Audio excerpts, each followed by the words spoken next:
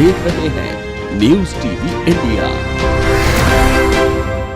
America के पूर्व राष्ट्रपति बराक ओबामा की किताब अ प्रॉमिस लैंड हाल ही में प्रकाशित हुई है, जिसे पढ़ने के बाद कई बुद्धिजीवी जाग चुके हैं। किताब अ प्रॉमिस लैंड से अमेरिका में अचानक टेल ऑल बुक्स यानी पोल खोल किताबों की झड़ी क्यों लग रही है। दरअसल इस किताब में राहुल गांधी के लिए एक पैराग्राफ, सोनिया गांधी के लिए कुछ शब्द और भारत के पूर्व प्रधानमंत्री डॉक्टर मनमोहन सिंह का जिक्र किया गया है। लेकिन आखिर ये जिक्र क्यों किया गया? क्यों ओबामा ने भारत को इतनी तवज्जो दी और क्यों ऐसी बातें लिखी जो चर्चा या विवाद पैदा कर रही हैं? लेकिन कांग्रेस नेताओं के बारे में ओबामा के शब्दों के क्या मायने हैं? ओबामा को ये शब्द कहने की जरूरत ही क्यों पड़ी?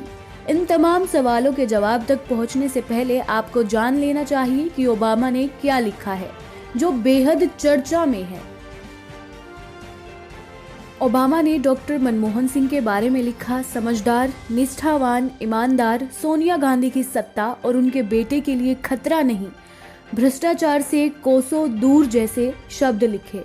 वहीं सोनिया गांधी के लिए लिखा, चतुर, चालाक, मजबूरन बुद्धिमान। राहुल गांधी के लिए लिखा, नर्वस, प्रभावित करने के लिए उतावले। ओबामा ने भारत की संस्कृति और इतिहास के बारे में जहां बेपनाह सकारात्मक बातें की, वहीं भारत की मौजूदा राजनीति और उनके कार्यालय के दौरान की सियासत को आड़े हाथों लिया। इस बारे में बहस जारी है कि ओबामा की टिप्पणी के बाद राहुल गांधी के बारे में धारणाएं किस तरह प्रभावित होंगी। हालांकि कुछ विशेषज्ञ मान रहे हैं कि ओबामा प्रभावशाली व्यक्ति हैं और इसीलिए उनकी टिप्पणी असरदार तो साबित होगी। ये असर हो चुका है। इन टिप्पणियों को अपमानजनक, अभद्र बताते हुए ओबामा के खिलाफ केस दर्ज किए जा रहे हैं। लेकिन कुछ विशेषज्ञ ये भी मान रहे हैं कि इससे कोई खास फर्क नहीं पड़ेगा। वास्तव में राहुल गांधी की इस इमेज को भारत में खासा प्रचार मिल चुका है। उनका मजाक बनाया जाना भारत में कोई नई बात नहीं है।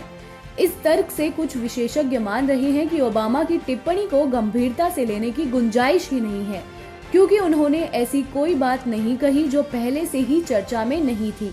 दूसरी तरफ ऐसे विशेषज्ञ भी हैं जो राहुल के बारे में एक पैराग्राफ के विवरण को ओबामा की विलक्षण दृष्टि और व्यक्ति को बारीकी से समझने का हुनर भी बता रहे हैं। इस साल की 100 सबसे बेहतरीन किताबों में शुमार हो चुकी ओबामा की इस किताब में रूस के राष्ट्रपति पुतिन का भी जिक्र है। वर्ल्ड लीडर्स में शुमार पुतिन को ओबामा ने महज 1-2 वाक्यों की जगह देते हुए उन्हें शारीरिक तौर पर छोटा, ध्यान न दिए जाने लायक, एक रेसलर जैसा शरीर, पतले बाल, चढ़ी नाक और ताकती आंखों वाला व्यक्ति बताया। रूस के राष्ट्रपति का इतना उल्लेख ओबामा ने अपनी किताब में काफी समझा। भारत और भारत के दिग्गज नेताओं के बारे में ओबामा का रुचि के साथ लिखना जिज्ञासा पैदा करता है। आप जानते हैं कि भारत कितना बड़ा बाजार है। बेशक भारत में अगर किताब हिट हो जाए यानी ज्यादा बिक जाए तो बड़ा मुनाफा हासिल किया जा सकता है। नॉन फिक्शन को भारत में बेचने के लिए उसमें भारतीय संदर्भ जरूरी है और ये संदर्भ भावनाओं को उकसाने, विवाद पैदा करने वाले या दिलचस्पी बढ़ाने वाले हों तो फायदा ज्यादा होना तय है। अब सवाल ये है कि क्या ये सिर्फ पब्लिसिटी स्टंट है? इनकार नहीं किया जा सकता। जिस तरह से पिछले काफी समय से न केवल ओबामा बल्कि उनकी पत्नी मिशेल ओबामा भी सोशल मीडिया का मुस्तैदी से इस्तेमाल कर रही हैं, जिस तरह वो सोशल मीडिया सेलिब्रिटी बन रहे हैं, उससे एक एजेंडा तो सामने आता ही है। शोभा डे ने अपने लेख में ओबामा दंपतियों को कारदाशियां दंपत्ति का पॉलिटिकल वर्जन कहकर लिखा था कि वो अपनी पर्सनैलिटी के बलबूते अपना बिजनेस एम्पायर खड़ा करने की कोशिश में हैं।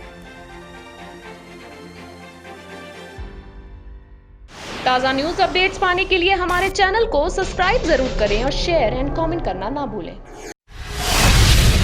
न्यूज टीवी इंडिया पर